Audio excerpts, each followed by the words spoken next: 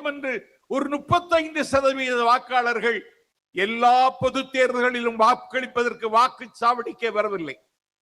நான் தேர்தல் மேலாண்மை பொதுச் செயலாளருக்கு சொல்லுகிறேன், 26 தேர்தல் வாக்களிப்பு வந்தபோது உங்களுக்கு ஒரு செய்தி வரும். 65% வாக்குகளை பதிவு செய்த தமிழ்நாடு 90% வாக்குகளை பதிவு செய்தது என்ற செய்தி வரும். காரணம், அந்த இட்டு நிரப்ப முடியாத இடைவெளியை இட்டு நிரப்புவதற்கு ஒரு தலைவன் வந்திருக்கிறான். அவர்தான் தளபதி விஜய். திமுகவுக்கு எதிராக, அண்ணா திமுகவுக்கு எதிராக இயக்கம் கண்டவர்கள் எல்லாம் முடங்கி விட்டார்கள், அவர்களை முடக்கி விட்டார்கள். இன்றைக்கு 26 கட்சி கூட்டணியோடு அண்ணன் ஸ்டாலின் களத்தில் நிற்கிறார்.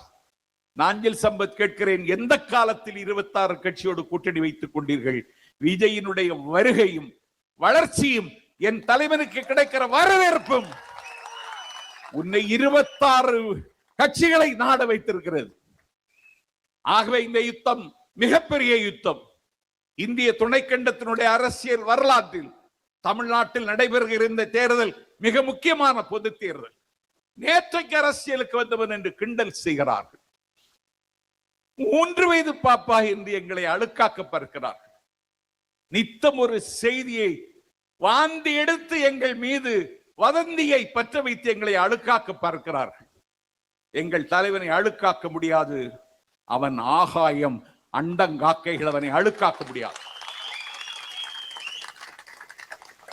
எங்கள் தலைவர் எரிமலை, எச்சில்கள் துப்பி எரிமலை சாய்ந்ததாக சரித்திரமில்லை.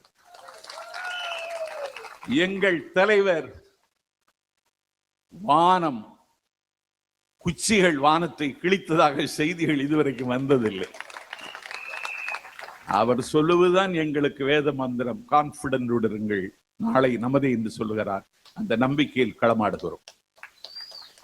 ஆர்கே நகர் தொகுதி, இந்த தொகுதியினுடைய ஒவ்வொரு வட்டமும் எனக்கு தெரியும். இங்கே ஒரு அனாதை ஆனந்தன் நின்றான், 20 ரூபாய் ஆனந்தன். அவனை பேசி வெற்றி பெற வைத்தவனே நான் தான். இந்த தொகுதியில் இப்போது நாங்கள் வெல்வோம்.